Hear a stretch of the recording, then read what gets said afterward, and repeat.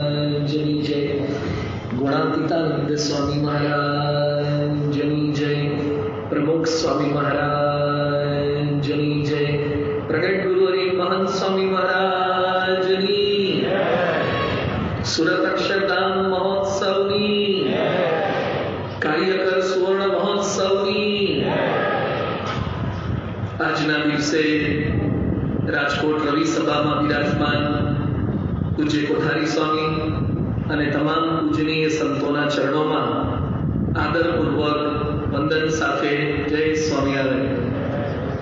આજની આ રવિ સભામાં ઉપસ્થિત તમામ વડીલ હરિભક્તો, મોટેરા હરિભક્તો, કાર્યકર્તાઓ, હરિભક્તો, ભાવિકો, અબાલ વૃદ્ધ સૌ કોઈને કેરલાથી કોચી પાસે આવેલ શ્રી દરિયમ આયુર્વેદિક આઈસ હોસ્પિટલથી સાધુ અપૂર્વ મુનિદાસના ખૂબ ખૂબ હેત ભર્યા તમામ હરિભક્તોને જય સ્વામિનારાયણ.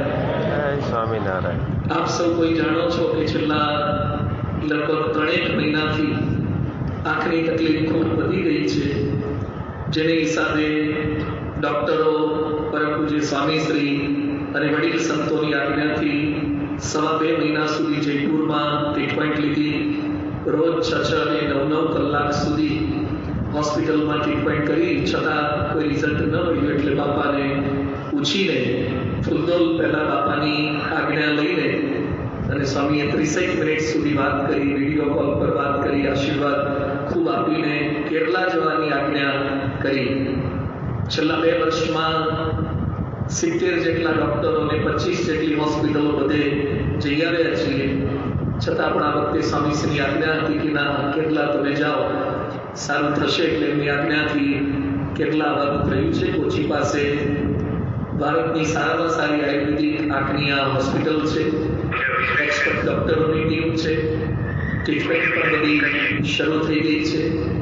અક્ષી તર્પણ, નેત્રક્ષાલન, અભ્યંગ, શિરોધારા આવી આયુર્વેદિક ચિકિત્સા પદ્ધતિથી ટ્રીટમેન્ટ બધી ડોક્ટરો, એનો સ્ટાફ બધો કરે છે. મકાન આપે ત્યાં રહેવાનું, રસોઈ સંતોને યુવક બનાવે, રસોઈ શાકભાજી લાવીને બધું કરવાનું અને સરસ રીતે સેવા ભક્તિ અને આખો દિવસ સવારે 6 વાગ્યાથી સાંજે 6 વાગ્યા સુધી સતત વિવિધ ટ્રીટમેન્ટ બધી ચાલે છે. હજુ કોઈ રિઝલ્ટ એટલું મળ્યું નથી. બધા સતત પૂછે છે, ફોન કરે છે, પણ કોઈ જ પ્રકારનું રિઝલ્ટ હજી આંખો ખુલ્લી નથી. લગભગ છેલ્લા 3 મહિનાથી સૂર્ય કે ચંદ્ર કશું જોયું નથી અને આંખો માંડ પ્રયત્ન કરીને પકડી ઊંચી કરીએ ત્યારે પૂજાના ઠાકોરજી કે મંદિરના ઠાકોરજીના દર્શન થાય અને સંતો ભક્તોના પણ દર્શન ન થાય. આપ સૌ કોઈ પણ સતત એટલી ચિંતા કરી રહ્યા છો. જયપુર હતા ત્યારે પણ કેટલાય હરિભક્તો ત્યાં મળવા માટે પણ આવી ગયા હતા, ખબર અંતર પૂછવા માટે પણ આવી ગયા હતા. કેરલા માટે પણ અનેક હરિભક્તો પૂછાવી રહ્યા છે કે સેવામાં જરૂર હોય તો અમે આવી જઈએ.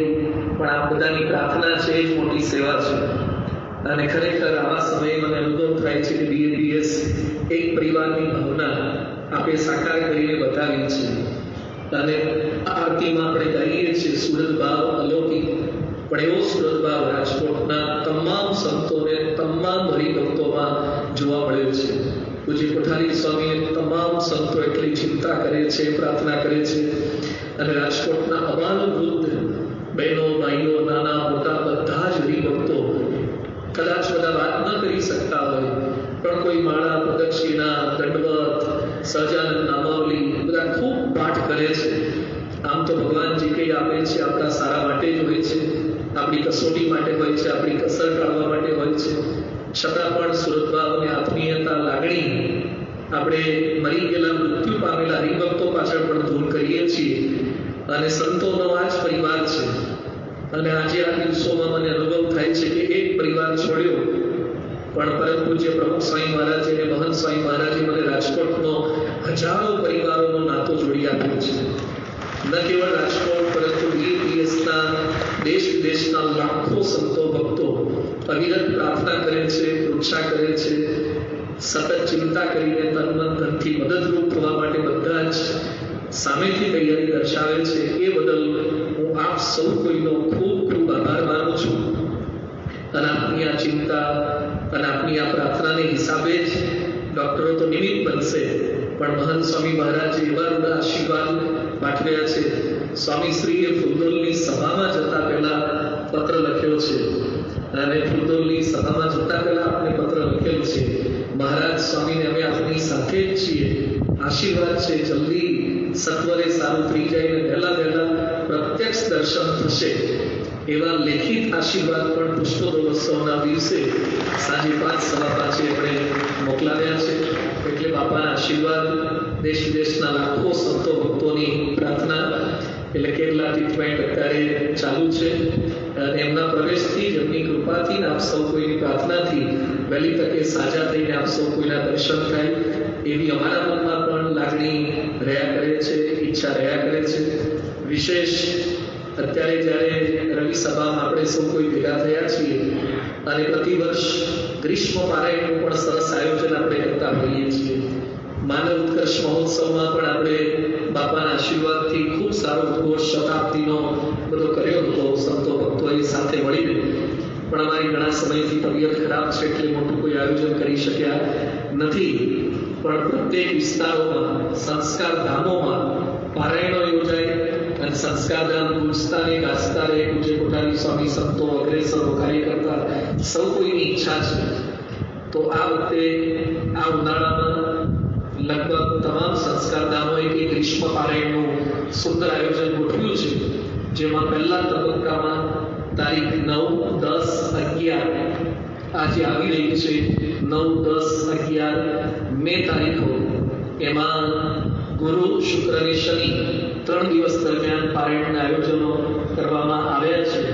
જેમાં સૌ પ્રથમ પારાયણ તો 3 દિવસો દરમિયાન પેરેલલ પારાયણ ચાલશે, જેમાં યોગી ગીતા મર્મ ઉપર પૂજ્ય અક્ષરકીર્તિ સ્વામી સુંદર પારાયણનો લાભ પ્રમુખ રાજ સંસ્કારધામ નવું જે આપણું બની રહ્યું છે, હોલ તૈયાર થઈ ગયો છે, તો એ હોલમાં પ્રમુખ રાજ અને ગોકુલ પાર્કના હરિભક્તો માટે લાભ આપશે. આપ સ્ક્રીન પર પણ જોઈ શકશો આ સ્લાઇડમાં કે યોગી ગીતાની પારાયણનો લાભ પૂજ્ય અક્ષરકીર્તિ સ્વામી આપશે. સહજાનંદ નામાવલીની પારાયણનો લાભ પૂજ્ય વિશ્વેશતીર્થ સ્વામી આપશે, જેમાં સોરઠિયાવાડી, વાણિયાવાડી, નારાયણનગર, કરણપરા અને નીલકંઠ પાર્ક આ બધા જ મંડળો નારાયણનગર સંસ્કારધામ માટે જે પ્લોટ લીધો છે એ પવિત્ર જગ્યા ઉપર પારાયણનો લાભ પ્રાપ્ત કરશે. અને તિરુપતિ સંસ્કારધામ ખાતે ભક્ત ચિંતામણી અંતર્ગત સંત મહિમાના પદોના આધારે સંકીર્તનનો લાભ આપવા માટે પૂજ્ય સૌમ્ય મૂર્તિ સ્વામી પધારવાના છે. તેઓ ત્રિદિવસીય લાભ આપશે, જેમાં Tirupati park, marketing yard, Ranchhodnagar અને મારુતિનગર આ 4 મંડળના હરિભક્તો લાભ લેશે. તો પહેલા ફેઝમાં 3 સ્થાનોએ પારાયણનું આયોજન છે. જે તે મંડળના બધા જ હરિભક્તોને વિનંતી કે અચૂક પારાયણનો 3 દિવસ લાભ લઈએ, કથા વાર્તા સાંભળીને સત્સંગની પુષ્ટિ થાય, અને નાની મોટી અલગ અલગ પૂજનની સેવા, પ્રસાદની સેવા, તોપિયાની સેવા, જે કોઈ સેવા રાખી હોય અમે યથાશક્તિ યથાશ્રદ્ધા આપણે જોડાઈએ એ પણ વિનંતી છે. બાકીના જે સંસ્કારધામો છે એમાં 20મી તારીખથી વચ્ચે સંત શિબિરના દિવ્ય સમિતિ પર્વને આયોજન હોવાથી પછી 20 મેથી પારાયણ યોજાશે, જેમાં પ્રમુખનગર, કર્ણાવતી પાર્ક, ગાંધીધામ, શ્રદ્ધા પાર્ક, યુનિવર્સિટી રોડ એ વિસ્તારોમાં પણ પારાયણનો લાભ થોડાક બહારના સંતો અને સ્થાનિક સંતો દ્વારા પ્રાપ્ત થશે. તો આ પારાયણમાં પણ બધા ખાસ જોડાય એવી બધા જ હરિભક્તોને નમ્ર પ્રાર્થના છે.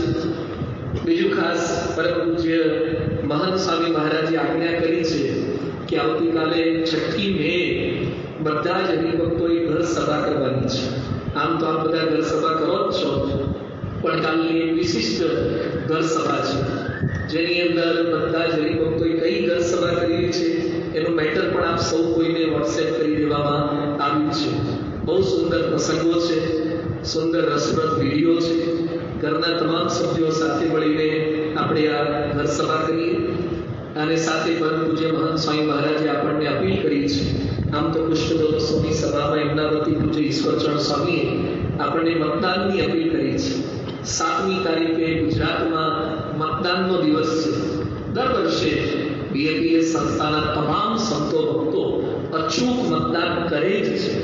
બધામાં અનેરો રાષ્ટ્રપ્રેમ છે. ગમે તેવી નોકરી ધંધો જવાબદારી હોય છતાં પણ મતદાન કરવા પહોંચી જ જાય, મતદાનની નિશાની એકબીજાને મોકલે છે, બતાવે પણ છે. પણ છતાં ગુરુહરિ આપણને અપીલ કરી છે. તો ખાસ સ્વામીશ્રીએ તો ત્યાં સુધી લખ્યું છે કે પૂજા કર્યા પછી પહેલું કામ મતદાન કરવાનું. કારણ કે કોઈને રક્તદાન આપવું તો એક વ્યક્તિને બચાવી શકાય છે, જ્યારે મતદાનથી આખા ભારત દેશને બચાવી શકાય છે. અને અનેક સમય આપણે લાઈનમાં ઊભા રહીએ છીએ, ક્યાંક લાભ હોય ક્રિકેટમાં, સ્ટેડિયમમાં, હોટલમાં, પ્રેમવતીમાં, ક્યાંક ને ક્યાંક લાઈનમાં ટોલનાકા પર પણ ઊભા રહીએ છીએ. તો આમાં થોડીક વાર ભલે રાહ જોવી પડે, પણ છતાં બધા મતદાન અચૂક કરે. આ સભામાં બેઠેલા તમામ મતદાતાઓ પોતે મતદાન કરે, બીજા સગા સ્નેહી સૌ કોઈને પ્રેરણા આપે, અને આપણા મતદાનથી ભારતનું સારું થાય, વિકાસ થાય, શાંત, સ્થિર, સલામત ભારત બને, સનાતન ધર્મનું ગૌરવ વધે એવું ભારત બને, આખા વિશ્વમાં ભારતનો ડંકો વાગે એવી સરકાર રચાય. તો ખાસ બધાને મતદાન માટે પણ નમ્ર અપીલ પૂજ્ય કોઠારી સ્વામી, તમામ સંતો વતી અને સ્વામી શ્રી વતી કરી રહ્યા છીએ. અને ઘર સભા પણ આપણે અચૂક કરીએ એ બધા જ હરિભક્તોને વિનંતી કરી રહ્યો છું. અને સાથે પરમ પૂજ્ય સ્વામી બાપાને આપણે મહાઅન્નકૂટ માટે આમંત્રણ પાઠવ્યું હતું. એ સમયે ગોંડલથી સ્વામી પધારી નહોતા શક્યા, પણ ઓનલાઈન બાપા જોડાયા હતા. અને આપણે રાજકોટમાં રાજેશ જયંતિનો ઉદ્ઘોષ કર્યો હતો. આપ સૌને પણ સ્મૃતિ હશે કે સરસ કાર્યક્રમો બધા થયા હતા. બાપાએ આપણને પ્રોમિસ આપ્યું હતું કે અમે આવીશું. અને 1 જૂનની તારીખ પણ આપી હતી ને આપણે ફેબ્રુઆરીમાં લોન્ચ કર્યું ભક્તિ યજ્ઞ, તપ, ઉપવાસ, વાંચન, શ્રવણ બધા હરિભક્તોએ શરૂ કર્યું.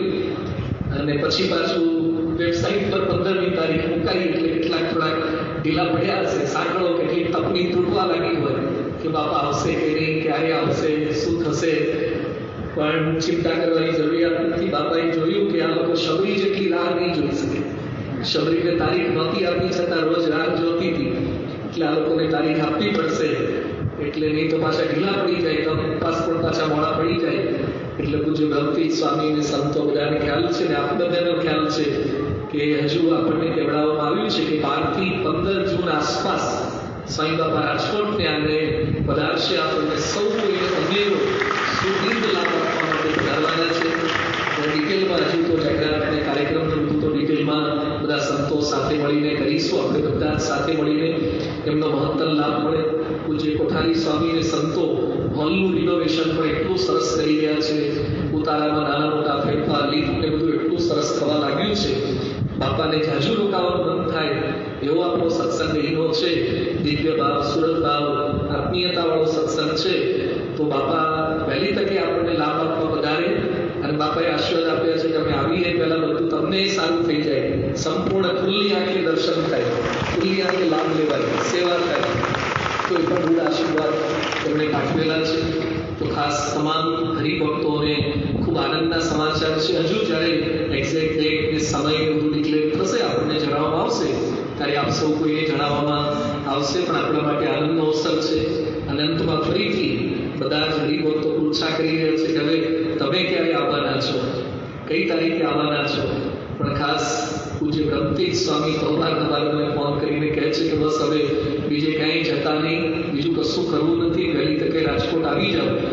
એટલે બધાની લાગણી છે, તમામ સંતોની, તમામ હરિભક્તોની ભાવના છે. અને હવે કેરલામાં એ ગરમી સખત છે અને અહીંયા ભાષા ના સમજાય, ભોજન એ બધું હવે ચાવલમાંથી રોટીમાં પાછા આવી જવું છે. અને મલયાલમમાંથી પાછું ગુજરાતીમાં આવી જવું છે.